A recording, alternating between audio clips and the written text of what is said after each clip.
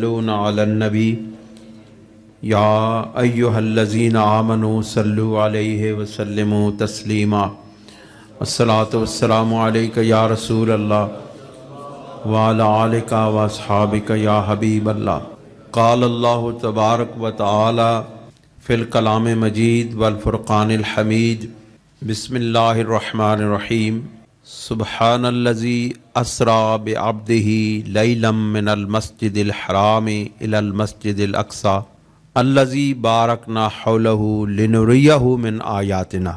وقال اللہ تبارک و تعالی فی مقام آخر والنجم اذا ہوا ما ضل صاحبکم وما غوا وما ینطق عن الہوا ان هو الا وحی یوحی علمہ شدید القوی ذو مرۃ فاستوی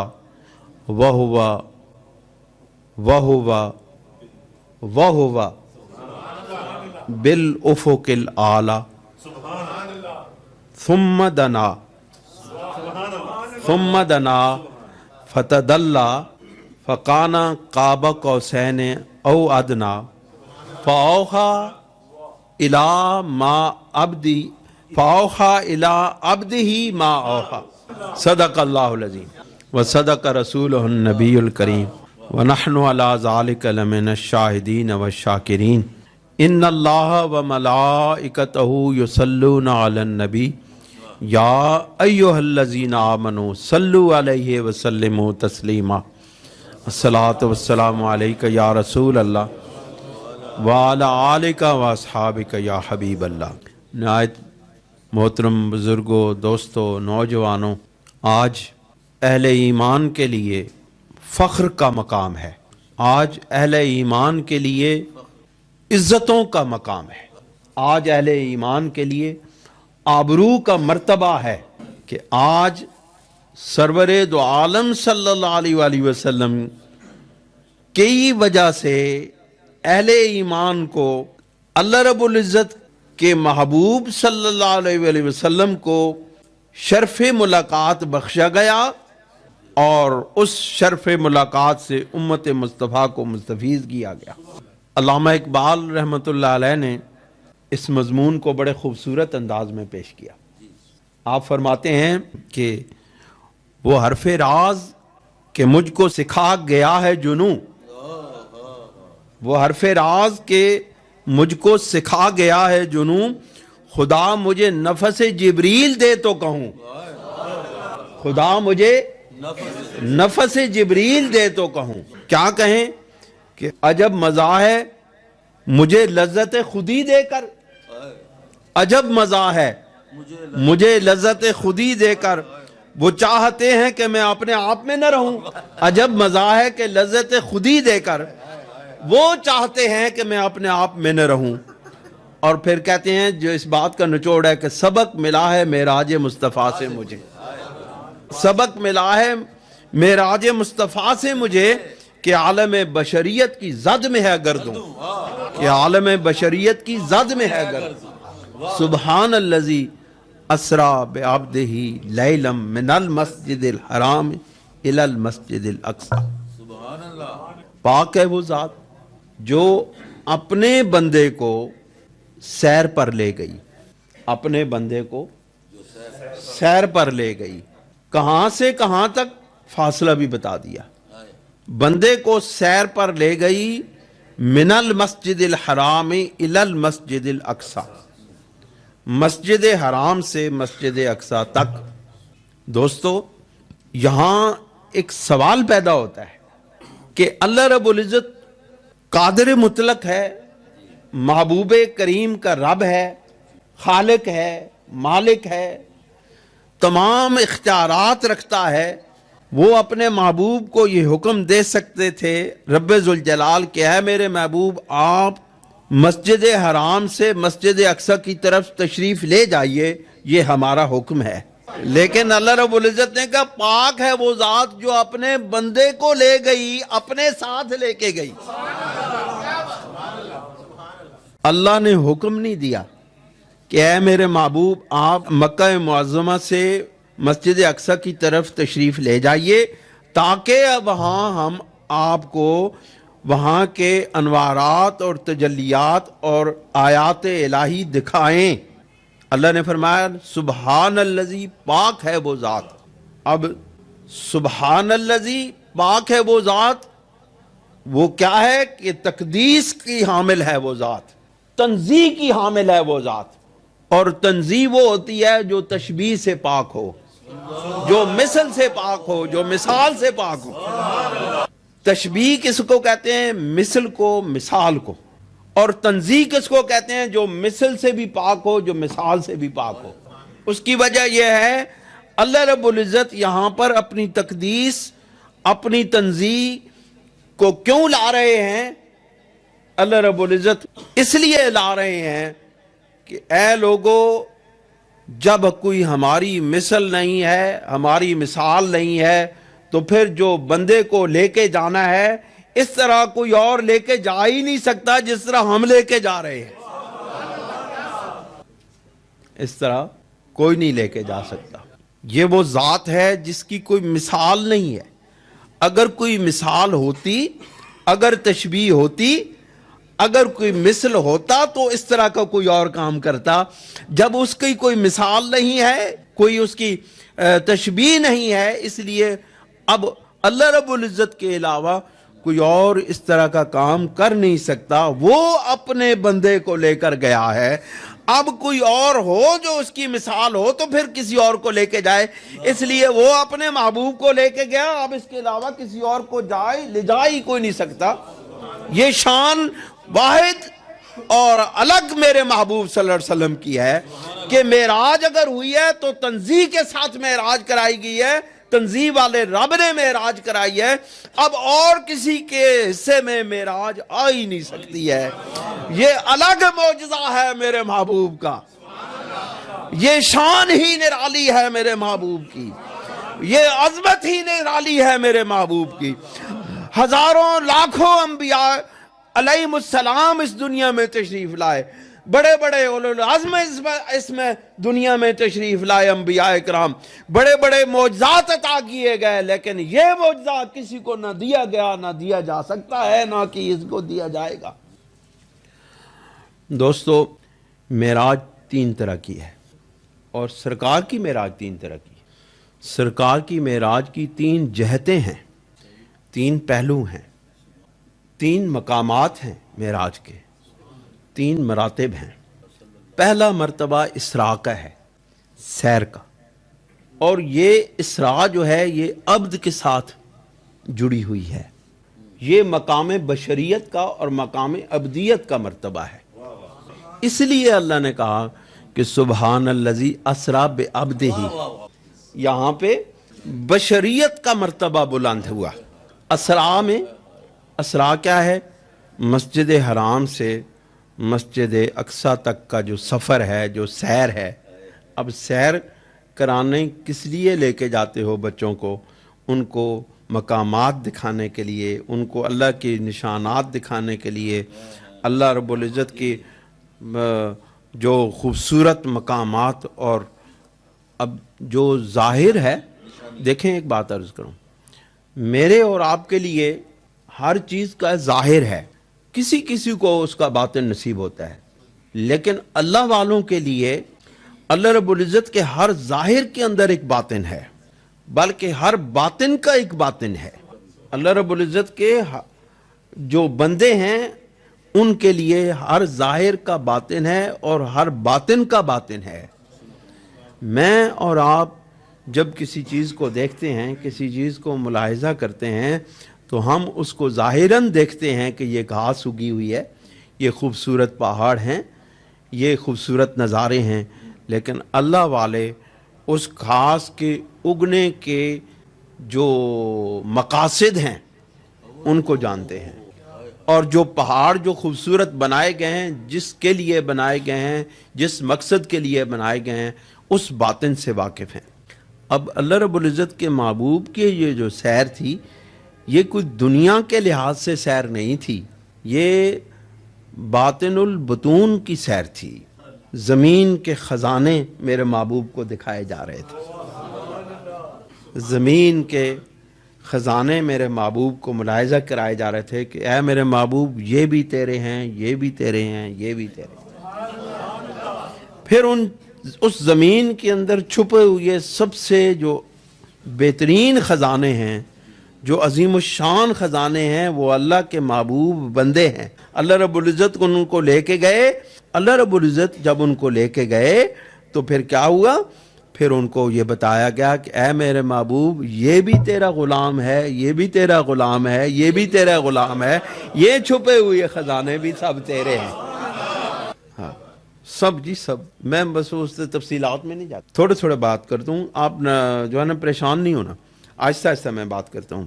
اب اللہ رب العزت نے یہاں پر عبد کا لفظ لایا ہے، اس لیے کہ اللہ رب العزت اپنے بندے کو لے کے گیا، اور پھر عام بھی نہیں، اس عبد کی نسبت خالصتاً اپنے ساتھ کر دی، بے عبد ہی۔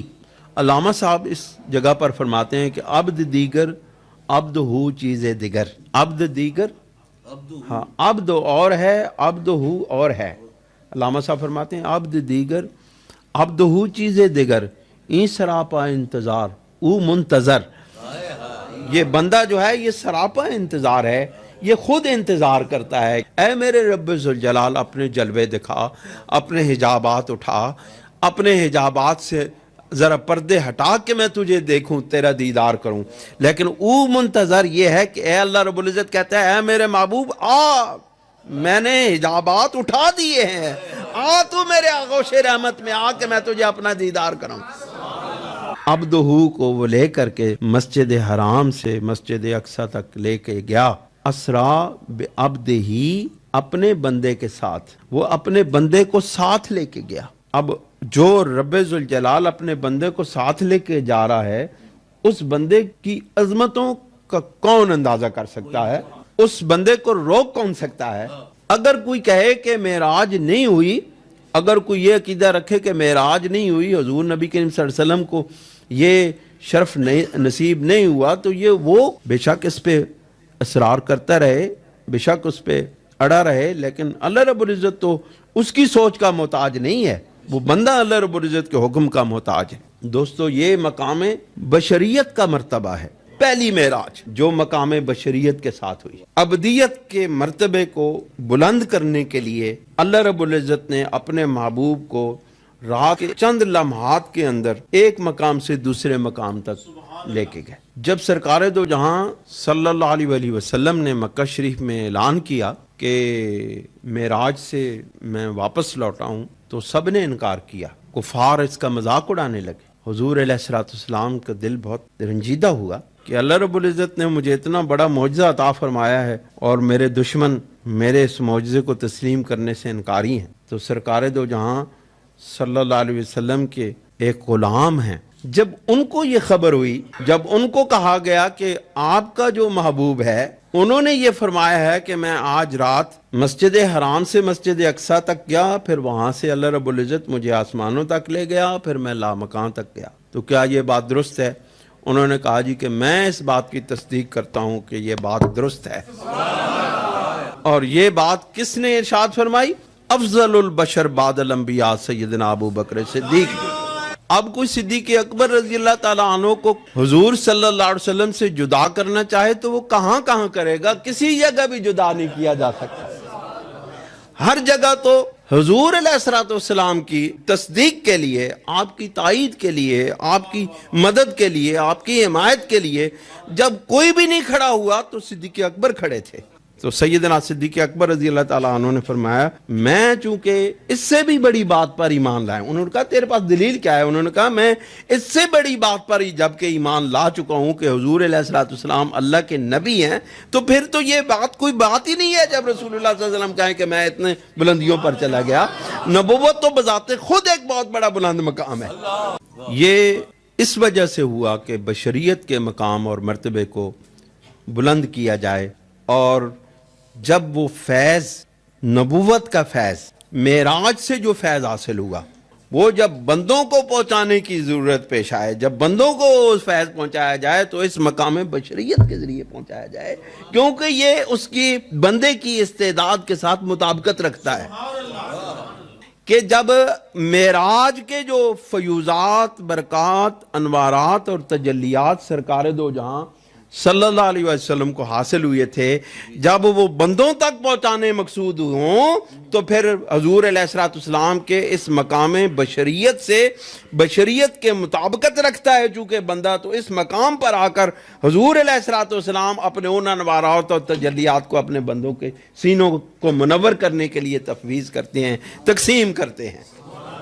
اس کی وجہ یہ ہے کہ جو جیسا ہو، جس مقام اور مرتبہ کا ہو، اس کو اسی سے نسبت کے فعل وہ مقام اور مرتبہ اور فیوزات اور برکات عطا کیے جاتے ہیں۔ اب دیکھیں، میں اس آیت کو اسی جگہ چھوڑتے ہوئی اب میں حضور علیہ الصلوۃ والسلام کے مرتبہ نورانیت پر بات کرنے چلا ہوں۔ اب یہاں تک مقام بشریت کو بلند کرنا تھا، جب مقام نورانیت کو بلند کرنا ہوا، تیسرے درجے کی جو سیر ہے، یہ پہلی ہے اسراء، اب دوسرا جو درجہ ہے وہ معراج کا ہے۔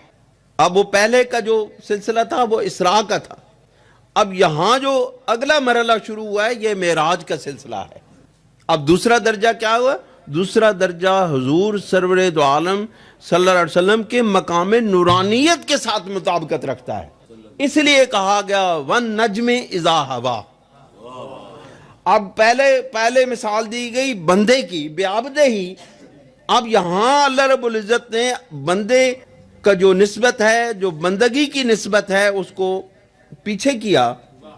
اب یہاں پر نورانیت کا مقام اور مرتبہ غالب آ گیا، اب سرور دو عالم صلی اللہ علیہ وسلم کی نورانیت غالب آ گئی، اس لیے نور کے ساتھ نسبت دینے کے لیے کہا وَالنَّجْمِ إِذَا هَوَىٰ۔ قسم ہے اس تابندہ ستارے کی جب وہ نیچے اترا۔ اب اوپر گیا ہے تو نیچے اترا، اب اوپر جانا بہت بڑی بات ہے، لیکن دوستو وہاں سے واپس لوٹ آنا یہ اس سے بھی بڑی بات ہے۔ اوپر جانا بہت بڑی بات ہے، بڑی عظمتوں والی بات ہے، لیکن اپنے رب کے پاس جا کر کے واپس لوٹ آنا یہ اس سے بھی بڑی بات ہے۔ وَالنَّجْمِ إِذَا هَوَىٰ، قسم ہے اس ستارے کی جو نیچے اترا۔ مَا ضَلَّ صَاحِبُكُمْ وَمَا غَوَىٰ، اے میرے محبوب کی امت، تمہارا محبوب، تمہارا صاحب وہ صاحب ہے، تمہارا صاحب وہ صاحب ہے۔ صاحب کون ہوتا ہے؟ سر کا تاج۔ تمہارا صاحب وہ صاحب ہے، تمہارے دلوں کے پاس رہنے والا بندہ میرا محبوب وہ بندہ ہے، وہ صاحب ہے۔ تمہارا غمخوار وہ صاحب ہے کہ ما دل صاحبکم وما غوا، وہ صاحب ہے جو اتنے بڑے بڑے انوارات اور تجلیات اور شانیں اور پتہ نہیں کیا کیا مقامات دیکھنے کے بعد نہ اس کے دماغ میں کوئی خلل پیدا ہوا اور نہ اس کے دل میں کوئی کجی پیدا ہوئی۔ یعنی اے لوگو، تمہارا محبوب وہ قوتوں والا محبوب ہے جو اتنا کچھ دیکھنے کے باوجود بھی اس کی عقل حیران نہیں ہوئی۔ کیوں؟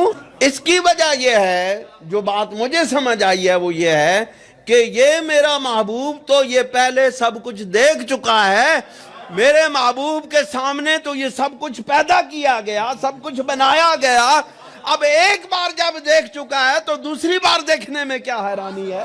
ما دل صاحبکم وما غوا، اے لوگو، تمہارا زندگی بھر کا ساتھی، تمہاری اس دنیا کا بھی ساتھی، تمہاری آخرت کا بھی ساتھی، وہ ساتھی ہے کہ جو راہ حق سے نہ بھٹکا اور نہ اس کے دل کے اندر کوئی لرزہ طاری ہوا۔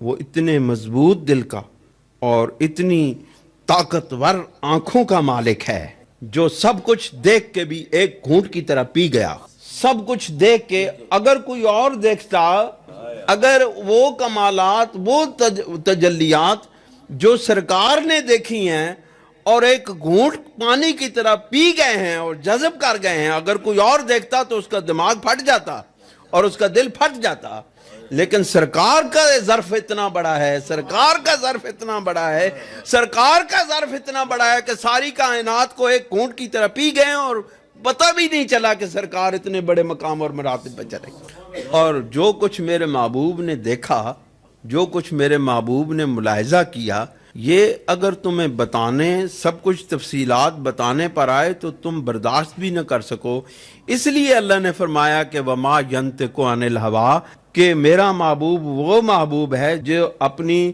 مرضی سے اپنی زبان سے کوئی بات کہتا ہی نہیں ہے جب تک اس کو اللہ رب العزت نہ حکم فرما دیں کہ اے میرے محبوب یہ لوگوں کو بات بتانی ہے اور یہ بات نہیں بتانی ہے۔ وما ینطق عن الہوا ان ہوا الا وحی یوحی، کہ وہ تو بولتا ہی نہیں ہے اپنی خواہش سے، ان ہوا الا وحی یوحی، مگر یہ کہ جو اللہ رب العزت اس محبوب صلی اللہ علیہ وسلم کے قلب اطہر پر جو وحی کرتا ہے اس کو ہی اپنی زبان اطہر سے لوگوں تک پہنچاتا ہے۔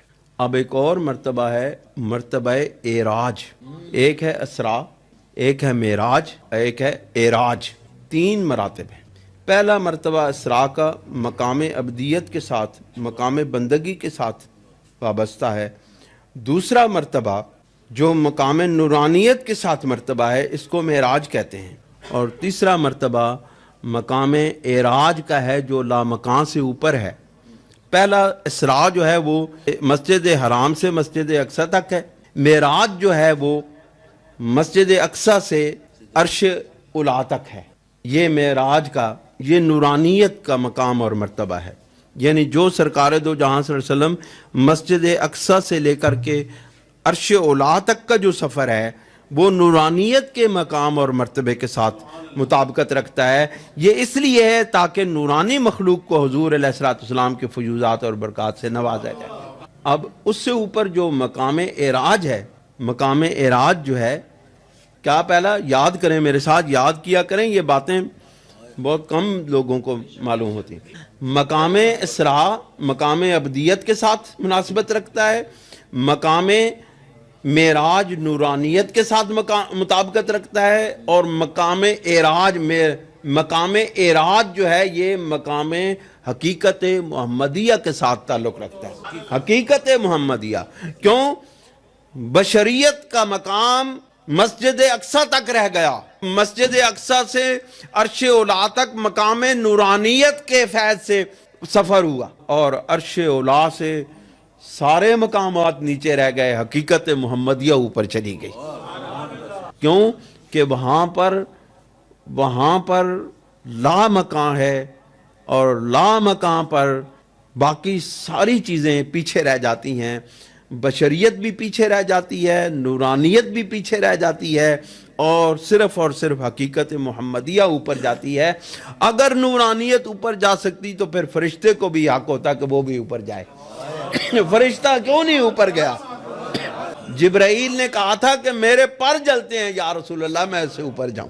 رسول اللہ صلی اللہ علیہ وسلم نے فرمایا نا کہ اے جبرائیل آ میرے ساتھ اوپر چل، تو فرمایا یا رسول اللہ اگر میں ایک قدم آگے بٹھاؤں تو فروغ تجلی بسوزت پرم، کہ تجلیات کا فروغ جو ہے میرے پروں کو جلا ڈالتا ہے۔ اگر یکسرے موئے برتر پرم، اگر میں اس سے ایک بال برابر بھی اوپر جاؤں تو فروغ تجلی بسوزت پرم، تو تجلیات کے فروغ، تجلیات کی اتنی طاقت ہے کہ وہ مجھے جلا کے رکھ دے۔ یہاں پر اہل اللہ کہتے ہیں کہ جبرائیل علیہ السلام کو اگر وہاں پر ایک بات یاد آ جاتی کہ وہ دامن مصطفیٰ کو پکڑ لیتے اور کہتے یا رسول اللہ مجھے بھی اپنے ساتھ لے جائیں، تو جبرائیل علیہ السلام کے پر نہ جلتے۔ ہاں وہ فرمایا نا جب یہ بات ہوئی نا کہ جبرائیل علیہ السلام وہاں پہ رہ گئے تو سرکار سیدنا صدیق اکبر افضل البشر بعد الانبیاء رضی اللہ تعالیٰ عنہ نے ارشاد فرمایا یا رسول اللہ اگر میں وہاں ہوتا تو میں آپ کا دامن پکڑ لیتا اور میں آگے تک چلا جاتا۔ عشق ہے نا، عشق پھر جلنے سے نہیں رکتا، عشق پھر مرنے سے نہیں رکتا۔ جب عشق سچا ہو تو پھر وہ جان دیتا ہے، اپنا سب کچھ لٹاتا ہے، پھر موت اس کے لیے بے حقیقت چیز بن جاتی ہے، موت اس کے لیے کوئی چیز نہیں ہوتی، موت کو وہ گلے لگاتا ہے۔ تو دوستو عرش اولی تک مقام نورانیت اور نورانیت کی نسبت گئی، اور عرش اولی سے لامکان تک حضور کی حقیقت گئی، باقی سارے مراتب پیچھے رہ گئے۔ اللہ تعالی ہمیں عمل کی توفیق عطا فرمائے۔ یہ مضمون آگے، یہ جو 3 مراتب ہیں یہ آگے انشاءاللہ بیان ہو سکتے ہیں، لیکن اس وقت میری طبیعت اجازت نہیں دیتی۔ انشاءاللہ پھر کبھی اس سے آگے کی بات کریں گے. بہت مہربانی، جزاک اللہ.